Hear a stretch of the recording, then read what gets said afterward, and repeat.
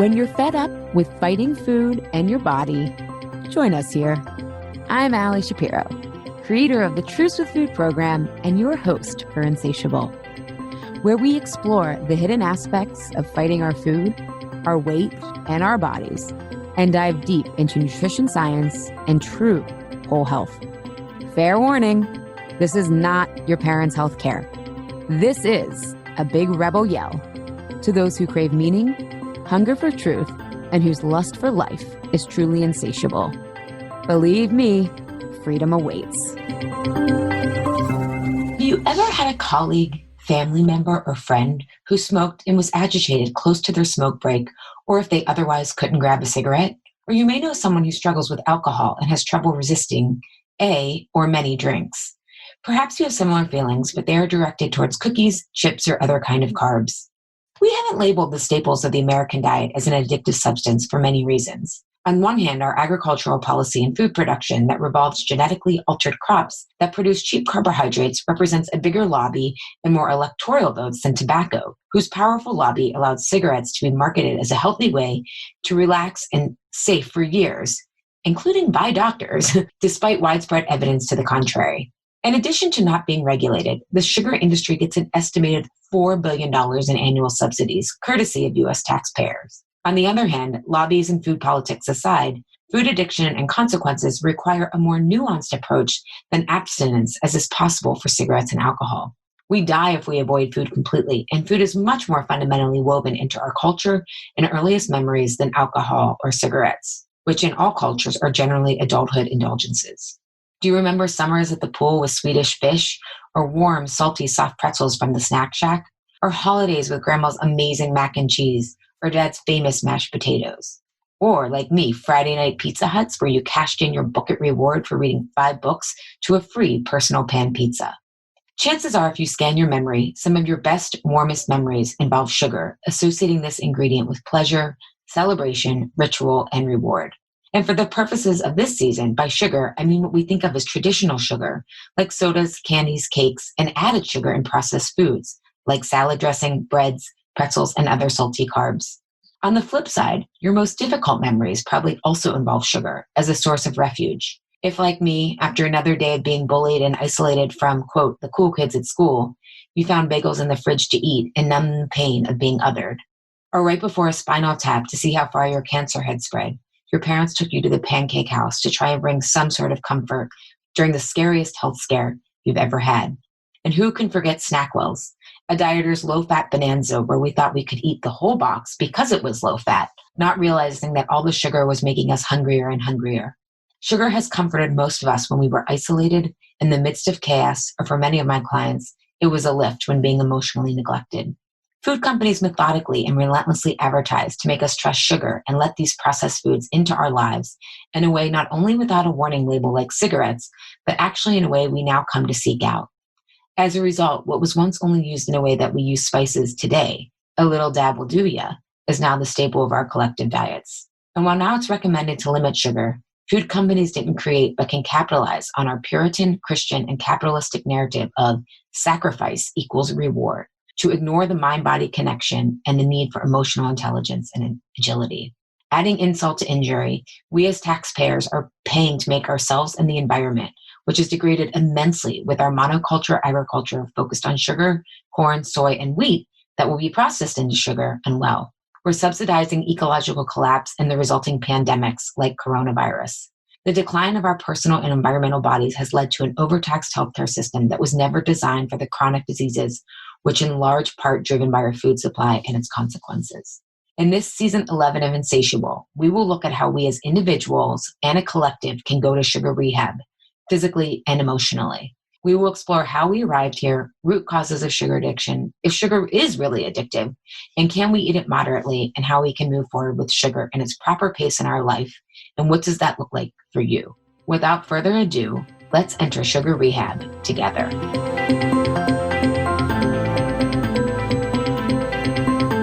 Welcome, everybody, to Season 11, Episode 6, Quitting Alcohol and Managing Sugar Cravings with Laura McKowen.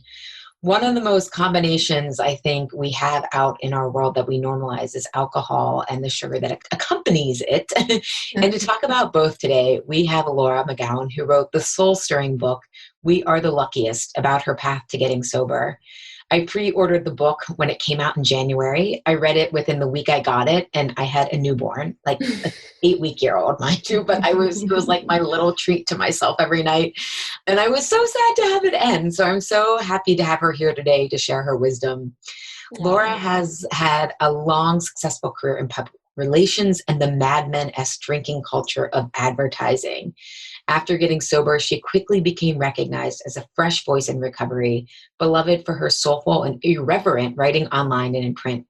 She now leads sold-out retreats and courses, teaching people how to say yes to a bigger life. I love that. It's not just like anti-addiction, yes to a bigger life. Mm-hmm. She lives outside Boston, Massachusetts with her daughter. Laura writes an award-winning blog, hosted the iTunes Top 100 Home Podcast and Spiritualish, and she's been featured in the New York Times, The Guardian, WebMD, Psychology Today, The Today Show, and more. Laura has an MBA from Babson College and spent 15 years in advertising, managing million-dollar accounts for Fortune 100 companies before transitioning to writing and teaching. Mm-hmm. She's a registered yoga teacher and is currently earning her master's in psychology with an emphasis in addiction studies from Purdue University. She's the founder of several online programs for sobriety and personal development, the Luckiest Club, a sobriety support community, and she teaches workshops and retreats all over the U.S. And her first book, which I mentioned at the top of this, We Are the Luckiest, The Surprising Magic of a Sober Life, released just this January and was an instant bestseller. Thank you so much for being here, Laura. Oh, thank you. Yeah, I was trying to organize this interview and all I wanted to do was read passages from the book. That's fine. Well, I'm going to read some of them, but then I'm going to also ask you questions. Yeah. Okay. But the writing is just so soulful and it pierces at so much truth, which is really my favorite writing. Yeah. So in We Are the Luckiest, and this is about recovery of alcohol and becoming sober. But as I was reading it, I couldn't help think this is a very similar process to healing our relationship to food. Mm-hmm. Because as you said in your talk at the Strand, it's about straightening out our stories and digesting our stories about ourselves. And in my language, I think you talk about facing ourselves, our emotions, and learning to embrace our creative power, which in your case was creative writing. Mm-hmm. So one of the things you talk about in the book and on social media is how we normalize drinking when there's nothing normal about our relationship to alcohol as a collective. Yep. And a big part of my work with clients is helping them see the stories they've been socialized into and what they think are their choices because of this socialization versus what really works for them and what they want to choose. Yep. So can you describe your process of recognizing our collective story around alcohol is quite unhealthy, even though that's not what we've been socialized to think? Yeah. So when I was first faced with the fact that I had to get sober, which was in 2013, I actually remember this distinct moment where, for context, I was working I had a very high profile job at this PR marketing agency in Boston. I was traveling all over the world for work. I was leading a team, managing these big accounts. I lived in a pretty affluent place. I had lots of friends and family that wanted me around, and everyone around me drank too, whether it's work or home or, well, I was separated at the time, but friends, all that. Alcohol was very ubiquitous with my circles. And I think that's pretty much the case for most people. So I remember this moment, like I had hit a point where it was like, I had to face the fact that this was not going to work in my life anymore if I wanted to keep my daughter and keep my job. And I remember riding on a train to work. So I live outside the city. I was riding on the train and I had been trying to get sober, trying to go to meetings, trying to piece together days, just really profoundly struggling for a couple months at that point. And I had drank the night before and I was hungover again. And I was so defeated and so deflated and so angry that like, I didn't know where the anger was coming from. But I remember coming up out of the train station, you know, I remember it being like a very steamy day in the city. And I remember coming up and I was thinking of all my friends. I was thinking of like everyone I know. And I just had this like moment where it hit me like, we're all deluded. Like this is so much bigger than Laura has a problem, or Laura is an alcoholic, as I had been told. Laura is unique. You know, this is so much bigger than that.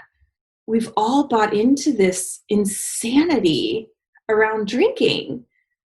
And I happened to cross some sort of elusive imaginary line at some point that put me in the problem category. But man, there were so many, like everyone I knew, the alcohol was not doing them any favors, right? And there was so much that occurred to me in that moment. And I didn't even have the words for it then, or like, I didn't have my argument solid. I didn't understand fully what I meant, but I just knew like, this is so much bigger. We don't even understand the water we're swimming in.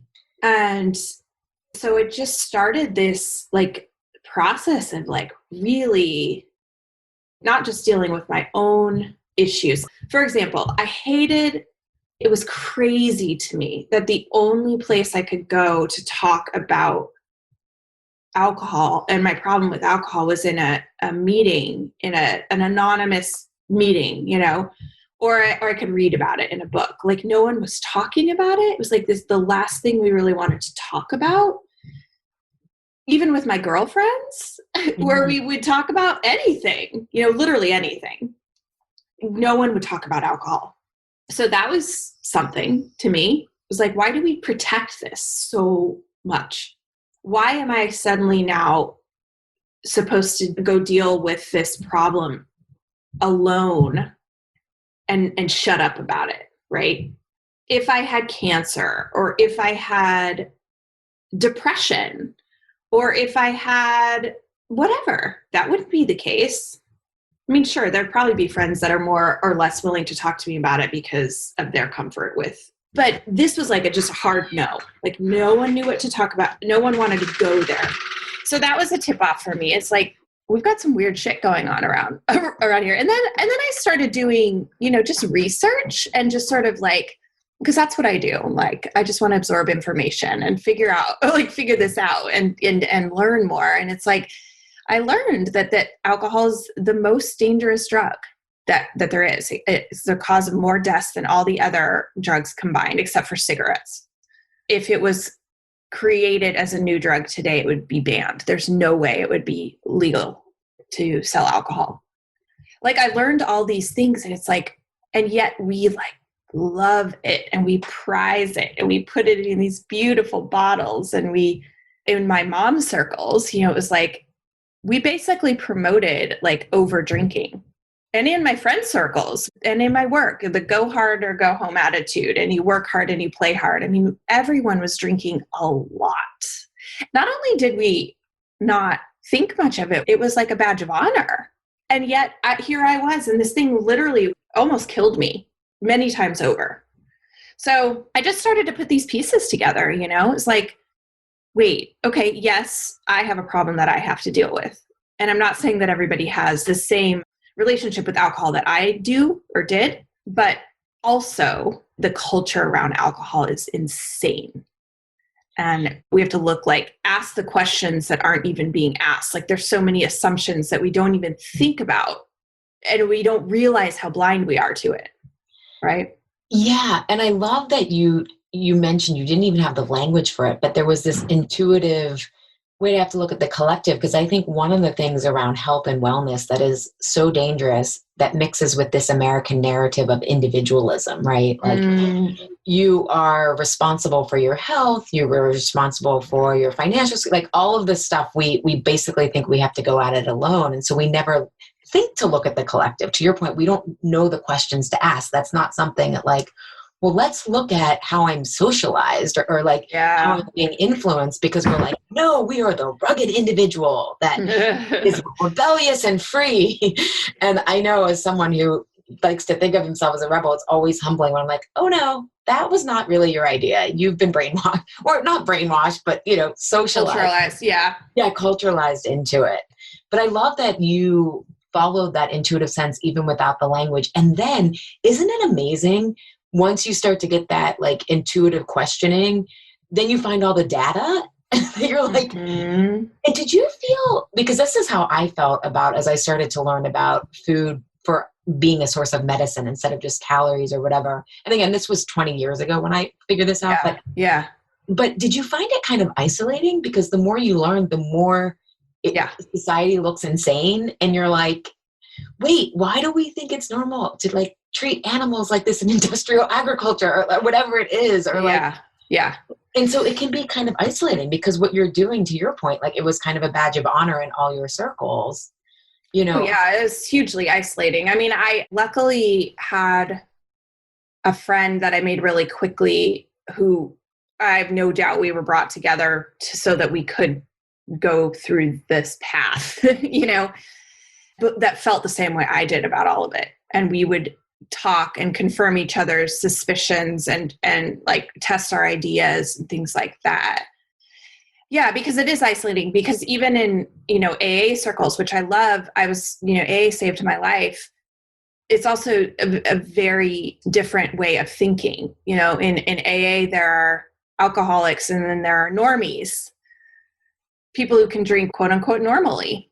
And while I do believe in the concept of alcoholism, for sure, the idea that alcohol is okay for everybody else, that it doesn't have this deleterious effect on anyone who drinks it, is such a fallacy. Unless you're an alcoholic, then you're fine. It's such a lie.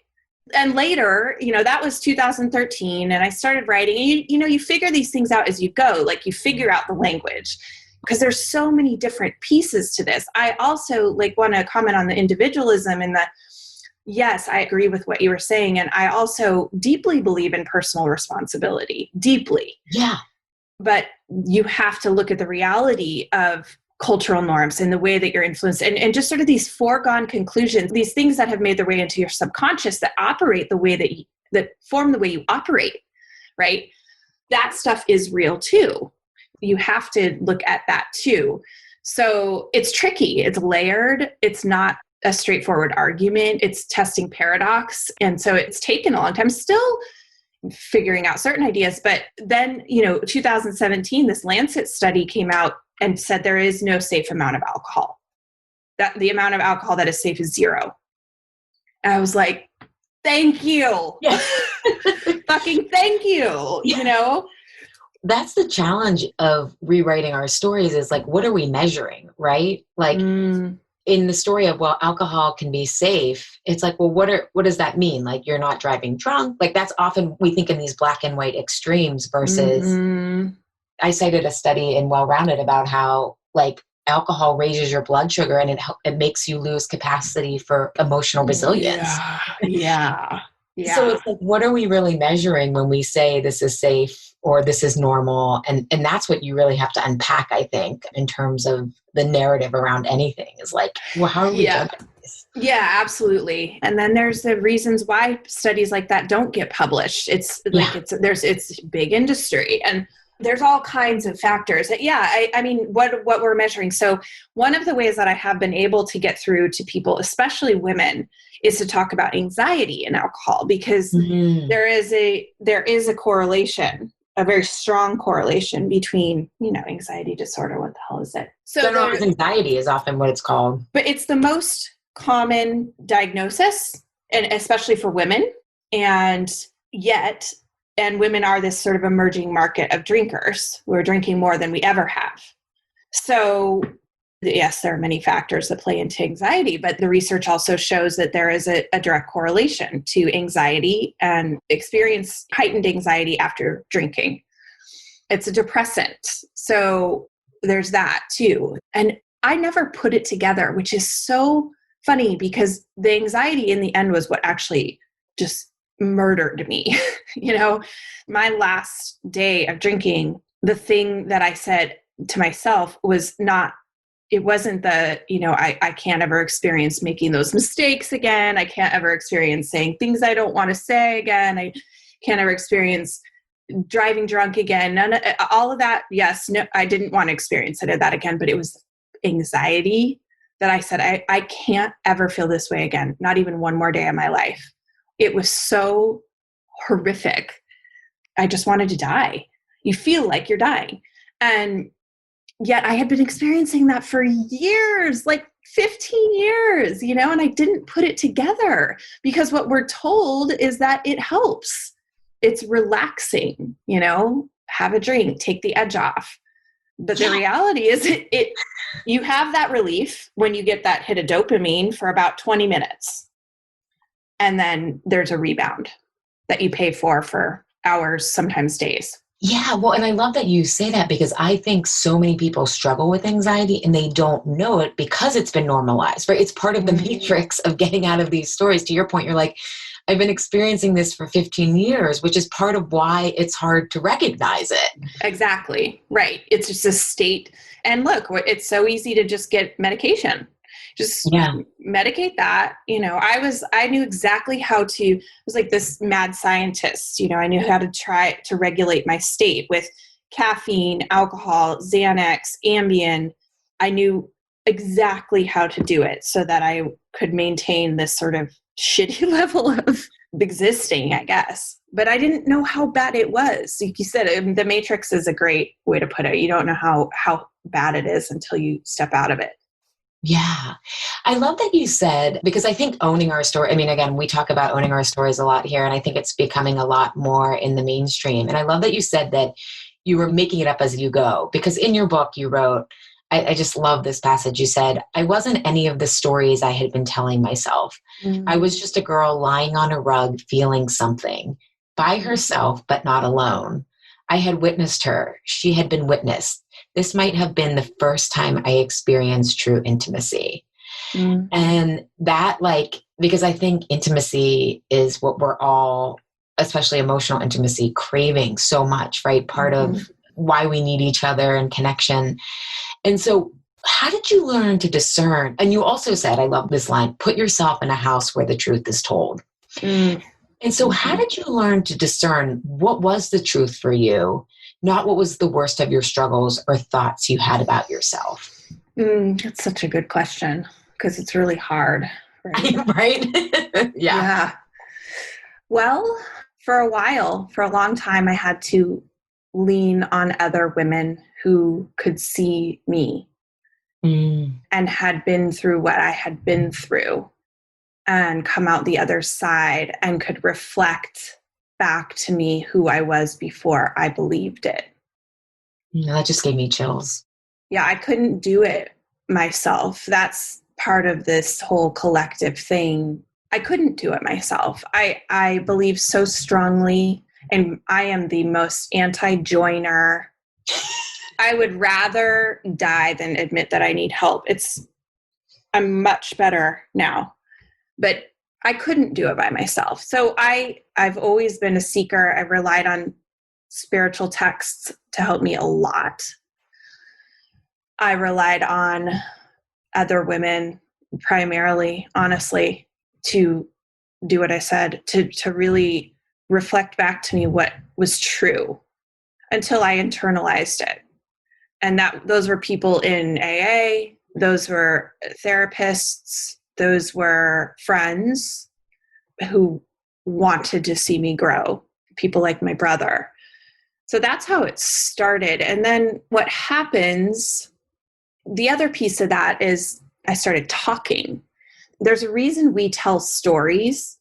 And when you say owning your story, that means many things. But one of the things it means to me that I always encourage people to do, and I think you have to do, is speak your story over and over and over and over and over again until you start to rewrite it and straighten it out. Not rewrite it in like some fictionalized sense, but you start to understand it. speaking is alchemical. It's transformative. There's a reason that we share things through the ages by story, because that's the primary mechanism of which we understand life from a psychological perspective. So you do have this capacity to understand your story. So the way I always envisioned it was like, if you remember like old cassette tapes, and the ribbon would come out and it would get all jangled up. Yeah. Oh, I hated that. And you tried to like, with a yeah, pencil. right. And like twisted and sometimes in knots, and you'd have to go really, really slow, twisting and twisting and twisting just to like bring it back into the cassette and straighten it out. But it can be done. And I think that is what happens in the process of recovery for me, recovery for anybody, from whatever you're recovering from, wherever you're headed to. Is like, you have to really understand your story, because so much of what we believe ourselves is based on limiting beliefs that we absorbed as a childhood that live in our subconscious. We don't even know that we have them, right? Mm-hmm. Preach. Yeah, like 95% of what we're operating on, of how we behave, is run by our subconscious. 95%. So there's a lot of junk in there. And we have to start to pull apart what's true. And I guess, you said, like, how do you know what's true versus a lie? I mean, the way that I think about it is, I write about this in the book, actually. Like, truth can be uncomfortable, but it feels expansive. Yeah, I loved when you talked about that. But like, something not true or something dishonest or a lie is also uncomfortable, but it feels restrictive. There's nowhere to go with it. Mm-hmm. Whereas the truth it's confining. Lies are confining. Untruths are confining. There's nowhere to go. And then whereas truth is expansive, it's still uncomfortable, but it's expansive. Yeah. And then there's many other things I could bring up too, like I saw, because I did see my own darkness. I did see my own shadow. I did see all these horrible things that I was capable of. And yet I was still here. I knew that I had a goodness in me too. I knew that I had a loving heart. I knew that I loved my daughter. And so you start to understand that we all have all of that inside of us. We all have the capacity. So it's not, I'm either all good or all bad, or 75% good and 25% bad. It's like, no, we have everything in us. We all have everything in us. So that's just a fact, right? Accepting that and having a lived experience of that, it has the potential to breed a lot more compassion for yourself. Through that, I could start to see myself as someone who was just in a lot of pain, and therefore did the things that she needed to do to get her needs met because she was in a lot of pain and she didn't know any better, versus someone that was just like this debased piece of crap. Yeah.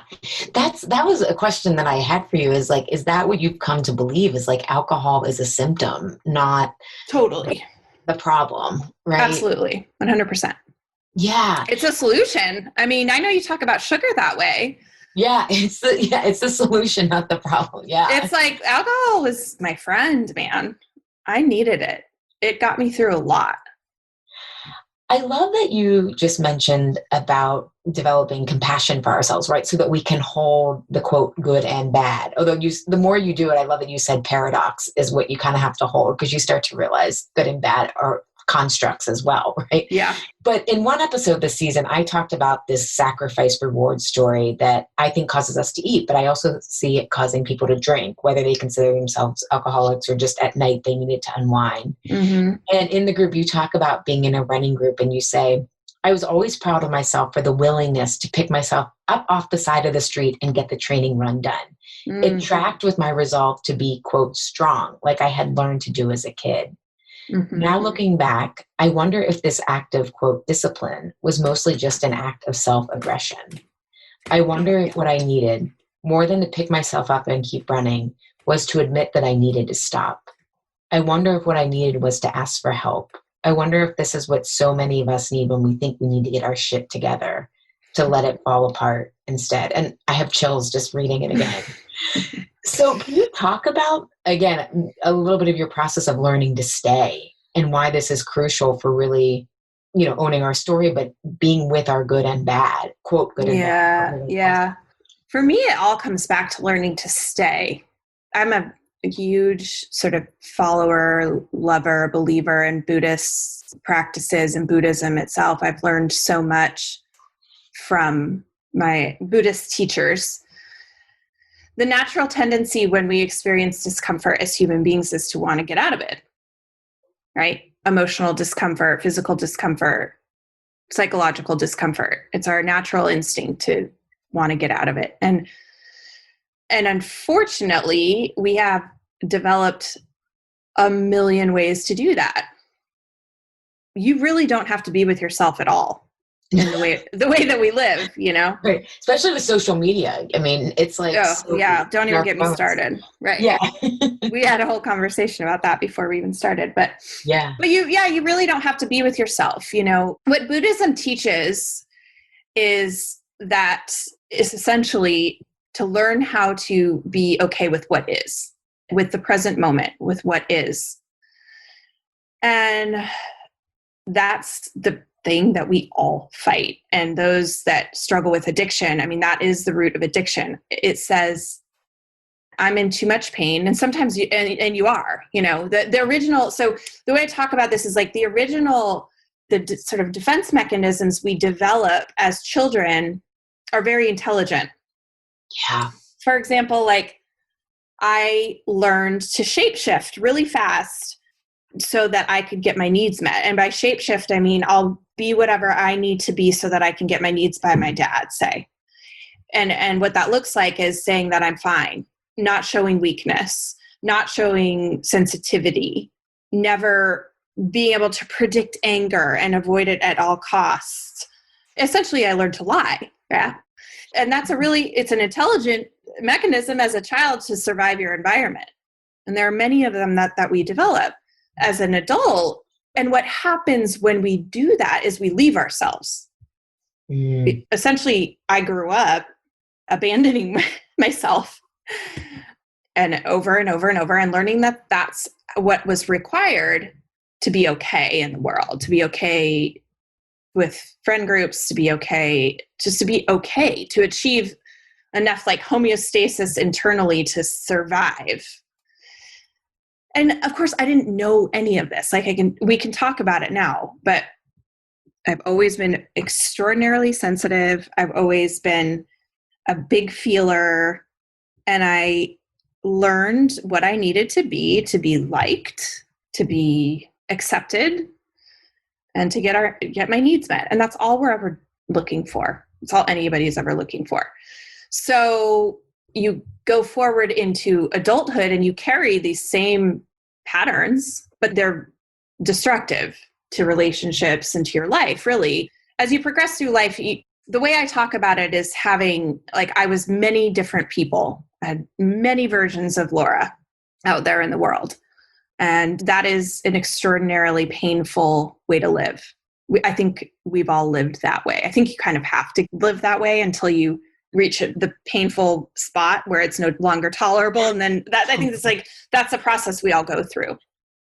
So essentially, this is a problem of not being able to stay with yourself. It's thinking that how you feel, say shame comes up, anger comes up. Well, that's just wrong. I can't feel that way. I can't stay with it. It's too uncomfortable. I have to do something to take it away. And then, so we reach for alcohol, we reach for food, we reach for our phone, we reach for whatever it is. And those things work. They do. Like, they work for a while, and in the process, we become addicted. And what happens when we don't stay and say we don't feel our way through a feeling is we don't get the lesson in that feeling. I love that. Shame has a lesson. It's all of our emotions are useful. They're not like ghosts that are trying to haunt us or kill us. They're energetic messengers, and they all carry a specific message. Anger has a message. Shame has a message. Grief, sadness, even jealousy and envy. They are neutral, so to speak, but they were created evolutionarily to keep us safe, keep us alive, keep us with our tribes, so to speak. Mm-hmm. But we've learned to we don't like to feel them. The energy of shame is no one likes to feel that. It feels fucking terrible. Right. Totally. Oh, it's the worst. Yeah. Anger for a lot of women is demonized, Yeah. Well, and I love how you say these are essentially neutral. But again, if we think of stories, you can't be an angry woman. You can't be an angry woman, right? You can't be a sensitive man or whatever, There's so many stories around what we're allowed to feel and not feel. Right. And so what that means is we do things to manage that because you have to. The other part of emotions and trauma and all that is none of us gets away with anything, when we don't digest these experiences, it's not like they just go away. They get stuffed. They make us sick. They don't go away. So they have to come out somehow. So the process of learning to stay is really what sobriety is to me. It's learning how to stay with whatever is. And I think it's the hardest thing to do. I mean, there's a reason that Buddhism has been going on for so long. There's a reason why, essentially Buddhists are tasked, the Buddhist monks, that's all they really did, really, is learn how to breathe and stay with what is. Yeah. So it is the sort of pith instruction. And what that means for me, what that started to look like was okay, can I sit with what's coming up for me right now, whatever it happened to be, and not drink? That was the practice for a long time. Just not drink, right? And then it was, can I sit with whatever's coming up and not engage in other behaviors that I'm escaping to? And it's not like we seek to become just pure renunciation of everything, but it's there's no way we can grow without burning is the word that comes to mind, but the burning through of those emotions. They are meant to move through us. They are meant to inform us and inform our lives and how we make decisions. That's how we become integrated, right? Yeah.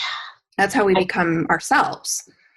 I love how you use the word burning, because I think if we apply that metaphor to health, when you have a fever, your body's really trying, everyone wants to bring the fever down with medication, but it's no, the body's actually the fever is helping burn through. Yes, it's a necessary process, right? Yeah. But it's people take Tylenol or whatever. And again, sometimes it's so high, you need help. So it's all about context, but it's so uncomfortable and people are so afraid of it, but you got to burn through whatever is there. And I think it comes back to your earlier point, and the payoff is the expansion, right? It is meeting who you really are, not kind of the stories you've told yourself or all that kind of stuff, and having deeper intimacy with your life and what your purpose and relationships and all that kind of stuff. Yeah. And really with yourself, most people just don't know who they are. We have referenced who we are based on the outside for so long that they can't even answer simple questions like, am I tired? Mm-hmm. Am I hungry?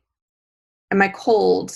Am I angry? That. It's you really have to get to know yourself. And it's not this navel gazy, there's a whole way that can go wrong in thinking, that you just self-love and get to know yourself, and it can all sound so BS. Love and light. Yeah, but that's not where the interesting stuff is. No, but it's you have a part to play here.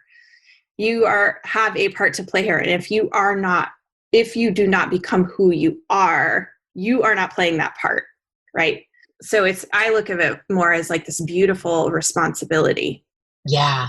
Oh, and that's one thing that I wanted to comment earlier when you said in personal responsibility, because that is so true. And I found that when you can understand the structures at play, it's not to blame the structures per se, but it gives you compassion, and it often totally reframes. You're wow, I'm actually doing pretty decent considering the structures that are in my life, you know? Yeah.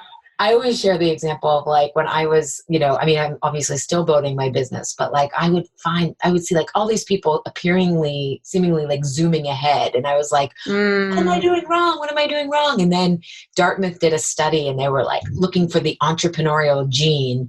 And what they came up with was the gene is actually 80% of people who start businesses have family money.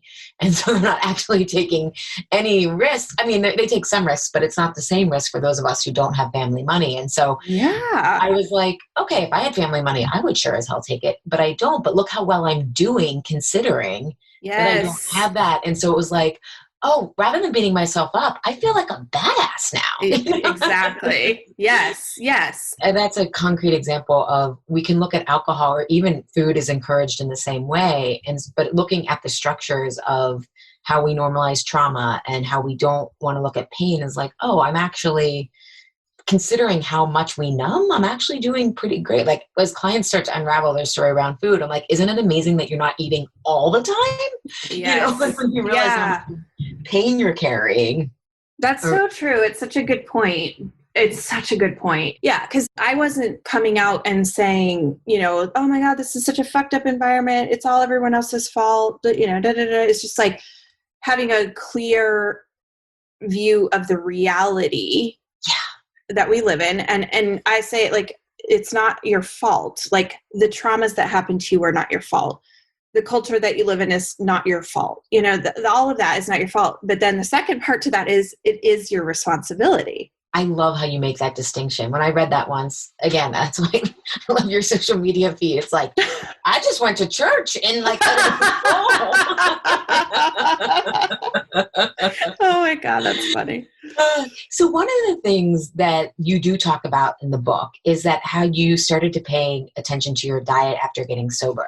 Mm-hmm. And you also said you had a history of eating disorders. And so you didn't want too much structure, which I love that you bring that up. Mm-hmm. And you noticed your sugar habit was, you said, well, excessive. Well, and I understand because I actually never really drank because I wanted to eat all my calories.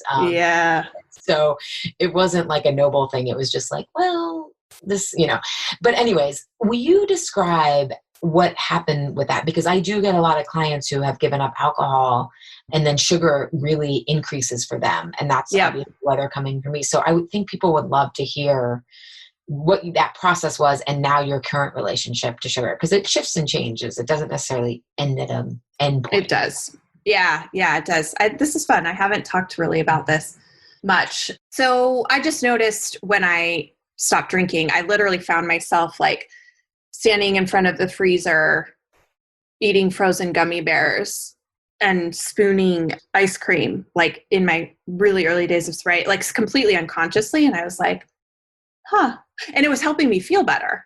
Right. It was like this really strong craving. And I was like, okay, this is interesting. I remember texting my sponsor and being like, what's up with this? She's like, oh yeah, it's a totally normal thing. So it's like what happens to everybody. It's real. Your body's trying to replace dopamine and whatever. I'm sure you have a much more specific explanation. No, that's pretty much it. And it's a numbing device, right? It's a numbing device, right? Taper off numbing devices and intensity. Right. So I just kind of went with it. Honestly, I didn't give a shit as long as I wasn't drinking, I let myself do everything else. And that was what I needed to do because for me, everyone's different. That's just how it had to be for me. And I kind of said, whatever, I'm going to tackle these things in the order they're killing me. But then it got to be, like 3.5, 4 years in. And I was like, still having a lot of ice cream every night. And I would get like bags of candy at 7-Eleven. And it was like not just eating sugar in my foods, but mainlining sugar to the point where I didn't feel good. Like my energy was terrible and my sleep was not great. And I just knew it was like, you got to look at this. But I also had a history of really bad eating disorders. And so any kind of restriction for me, any kind of diet, really even just the framework of a diet for me would put me in a pretty bad place. Right. So, and this is an interesting process. What I started to do was I did It started with a wheat belly. I read that and I was like, sure, we'll try that. Sure, why not? And then I did that for a little while and I pretty much hated it, but it did bring my sugar down a lot.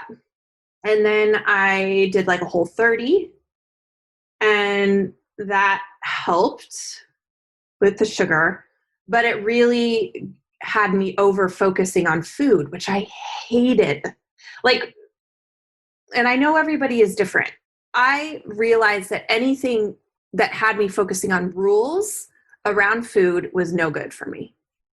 As soon as I had rules, I over-focused on it to the point of obsession and being miserable and then worrying about 15 calories, you know, and like, I can't live that way. I already lived that way and it's hell for me. It's an absolute hell. It's the most miserable I've been, you know, like as a 17, 18-year-old, obsessed about my diet and weighing, it's absurdly low weight and all that.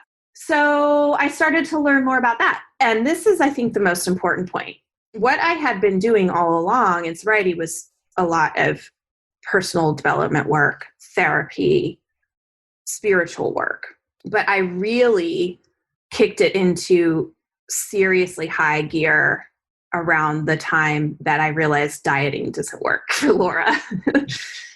And I had this like stuff come around. I call it my like original wound. It was like the stuff around relationships, the romantic relationships. And I went into like this really intense therapy with therapists. I did a lot of different things. I did a lot of like energetic stuff. And at the same time, I said, there are no rules anymore. There's no rules for Laura and how she eats. I just started paying attention to what I felt like when I ate things. And that's about it. Right. And for a while, things went haywire. You know, I was like, you eat all the forbidden foods and all, but it honestly lasted for like 2 weeks. I'm like, okay, this isn't even interesting anymore. But I think the more important part was I was working through the emotional stuff. Like I was really working through that and not focusing on the food. And it was hard. I had to give myself permission to not focus on the food and especially about the sugar. And I just noticed that it slowly started to leave. Yeah, because you were doing the work around relationship, what you call my pain, my issues, whatever you want to call it. I was doing that work, and you know that really brings me up until a couple months ago. And what my relationship looks like with food now is like it's never ever been before. It's no big deal. Yeah, like I love that. Oh, this is so interesting now. Like when the pandemic hit, and I'm sure you heard this so much. I was like, I got to go on a diet. I got to have a plan, you know, because I started to eat more and then that scared me. And I saw that happen. I was like, nope, we're not doing that. We're not doing that. I watched this cycle happen. It was like, you're going to consume more food, maybe more sugar for a little while. And then it just went back down to regular. Like it just evened out again. Yeah, well, and I think the other important point, which is, again, the anxiety is what you connected with alcohol, right? Is when you start focusing on how you feel versus these artificial, I'm being good or bad or getting ahead with my weight loss or behind with it. When you focus, I call them on the quick fixes, like immediate intrinsic rewards. Yeah. That paired with the emotional work is so powerful because, again, you're doing it for yourself and to be with yourself in a better way versus for the external payoff of weight loss or being able to say, I'm sugar-free, you know, because that's then, how do you do that? You know, or like, whatever it is. But I so appreciate you sharing that you did the work around relationships. And do you think that is part of what also drove the eating disorders as well? 100%. It was the same pain, the same trauma, the same stuff that drove the alcohol. It is exactly the same stuff. Yeah. I think food came before alcohol, by the way. I was using food to medicate. I remember like so clearly as a child, my eating disorder really blew up at the end of high school. And then what happened when I left high school is I went to college. And what happened then? Started drinking. Oh, that's where my eating disorder like exploded in college. Well, so I had done this thing where I had major restriction up until I went to college. And as you know, that can only go on so long before the body freaks the fuck out. Yeah. And I call it like the rubber band snapped, and I just binged. It was for the next 10 years, it was binging, purging. So I gained a lot of weight back, but the alcohol supplanted the food thing. It just did. It like masked it. By the end of my drinking, I just wasn't eating because I was so sick. And then when I quit drinking, the food thing came back. And I hear this literally every day. It's the story for a lot of people. The food, it's because it all comes from the same place. We're trying to medicate our internal states of not being able to, and that's that concept of staying is what works for all of this too. But with help, I can see the biggest shift in my relationship with food as a result of the emotional work. It had nothing to do with like somehow setting up the right food plan. Or the food plan is literally no food plan. I have no food plan. I don't even talk about food. Yeah, well, because it's like, for me, food is just the vehicle to feel good so you can do these other things. Like, why are we trying to be healthy? Like, what's... Yeah. Right. And like, I don't berate anyone who does plans, because I know that doesn't work for anyone either. But just for me, it had to be literally, there are no rules anymore. There will never be rules again. Yeah. No, and I had to deal with gaining weight. Like I gained a little weight, and I was like, it's fine. We're going to just roll with this, and that turned out to be just fine too, Yeah. And you stayed with, like, again, this concept of staying, making it concrete in terms of sugar is like when COVID hit, you were like, you stayed with, it's going up a little bit, right? But like, it's almost like when you give yourself the permission, then you don't have to rebel against the restriction. So it's like, the world didn't fall apart. Like it will go up sometimes, it'll go down sometimes, And that's actually what has to happen. The restriction breeding obsession concept was what solidified it for me. It was like, right, restricting is what breeds obsession for me. And so we're not going to do that anymore. We're not counting calories. We're not doing anything except for paying attention to how I feel. And I have friends that this is like, this would never work for them, but this is, for me, it's what means freedom. And that's what I want. I want freedom more than anything. Yeah. And I love that point. I mean, we're all different, right? But for a lot of us who had so many rules around food for so long, it's like, it just doesn't work. And because I was in my Truth with Food group this week, and it was nice. Clients were like, I'm so appreciative that this is such an integrative process, because they're like, if it was about the food, I would have found the perfect plan, like exactly. Years ago. Yes. So I love that you can articulate and have done the emotional work around your relationship, issues. And it's like, oh, the food is just a symptom, just like alcohol and other stuff. I think that's so important for people to hear. And it doesn't mean things go away magically. It's like coming back to that staying of like, okay, I'm in a pandemic, eating a little bit more. But do you find, at least, I don't know, I think my clients find this, and I found this, it's like, you weren't with the pandemic, because you were also doing the emotional work and gave yourself permission. It wasn't like you were going out and buying the bags of frozen gummy bears anymore. Like, I do think it gets a little bit better each time that you practice. It does. But if I do, it's like no big deal. Oh yeah. But no, over time, it's just, it doesn't occur to me, or things will sit in my house and go bad. Yeah. That would never have sat in my house and go bad. I'd be obsessed about them till they were gone, And it's a lot like quitting drinking, where you just realize the amount of energy and time and effort it took just to try to manage something that could be spent in a million different ways, other ways. Well, and that's another thing I work on with my clients on the emotional side. When we were talking about what are you measuring, it's also measuring over the longer term instead of like in that moment, right? Because totally, it can create a self-fulfilling prophecy for many people, when you put the restriction on, it's like, okay, the next day, it's like, no, let's look at this over months and bigger patterns than, just what you did last night. But that takes a lot more staying in trust, I think, of ourselves, which can be challenging. Yeah, it's a process. Like, we're in a process. We have to look at it that way. and sobriety is a process of any kind. And I'll be sober 6 years this year. You know, I always tell people, like, take whatever timeline you have for your self-improvement and extend it out like 10 years. Yeah. I was like, that is radical honesty. that is the real reality, you know? Yeah. And I love when you say at the end of the book, it says, believe me when I tell you, you will not be left out of the miracle if you keep going.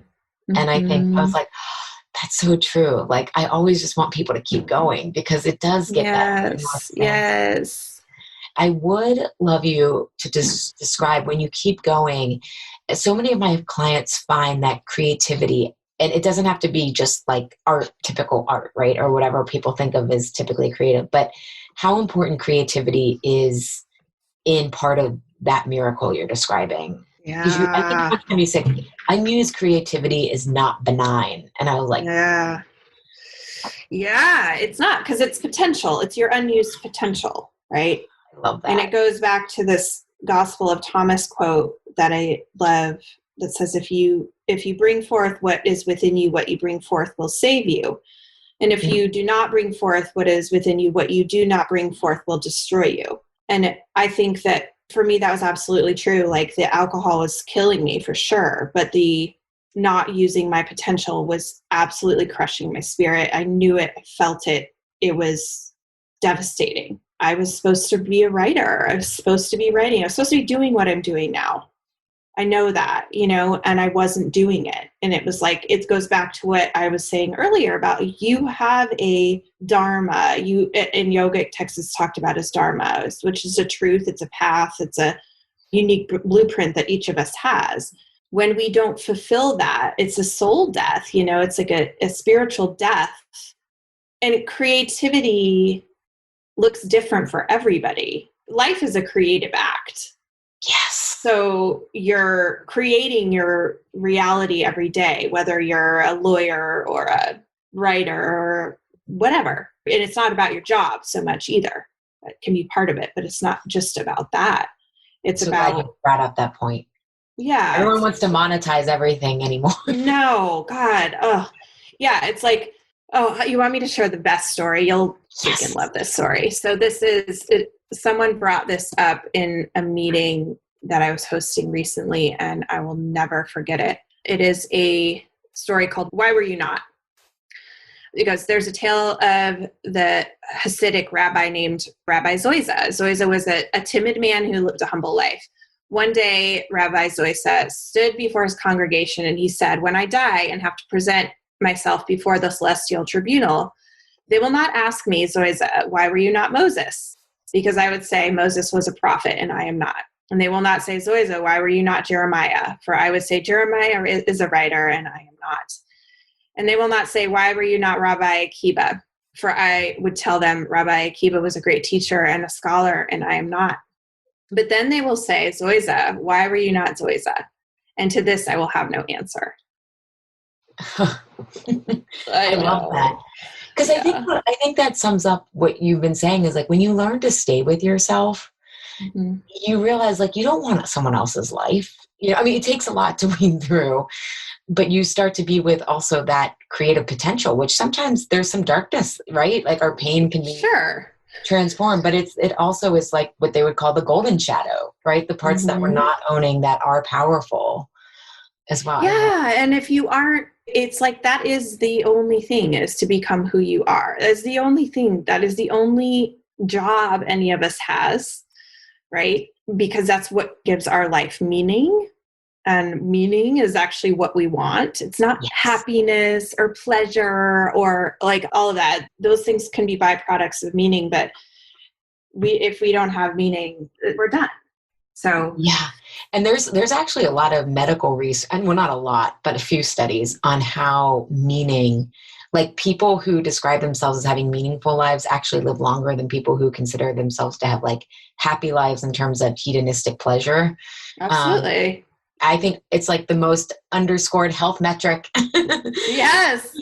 Well, it's like if you've read Viktor Frankl, who wrote Man's Search for Meaning, you know, that's basically the premise of his entire book, you know, and he was in concentration camps and he survived a wife, brothers and sisters, and I think maybe even parents. And that's what he found there, that if you can create those who were able to psychologically survive, or those who could find meaning even in those circumstances. So it's a real thing. Yeah. Well, thank you so much, Laura. You have created so much meaning out of your challenges that all of us are benefiting from. And is there anything you'd like to add that I didn't ask before we wrap up? No, thank you. It was so nice to talk to you again. Yeah. And all of the links to your website and everything will be in the show notes. Where else you'd like people to be able to find you? I know you're taking a little social media hiatus. So yeah, I'm on Instagram as Laura _McKowen, and then everything I have is on my website right now. So, and that's just my name also. Yeah, which is LauraMcKowen.com. And again, we'll have all of this on the show notes as well as a transcript. So awesome. Yeah, thank you so much for being here. This was, again, I feel like I went to church. Yeah. My version of church. Devotion, I should say. Maybe it was Kripalu or something. Oh, I love it. I love that. Thank you so much. Thank you. Love ya. Bye. Yeah, love ya. Thank you, Health Rebels, for tuning in today. Have a reaction, question, or want the transcript from today's episode? Find me at AllieShapiro.com. I'd love if you leave a review on Apple Podcast and tell your friends and family about Insatiable. It helps us grow our community and share a new way of approaching health in our bodies. Thanks for engaging in a different kind of conversation. And remember, always, your body truths are unique, profound, real, and liberating.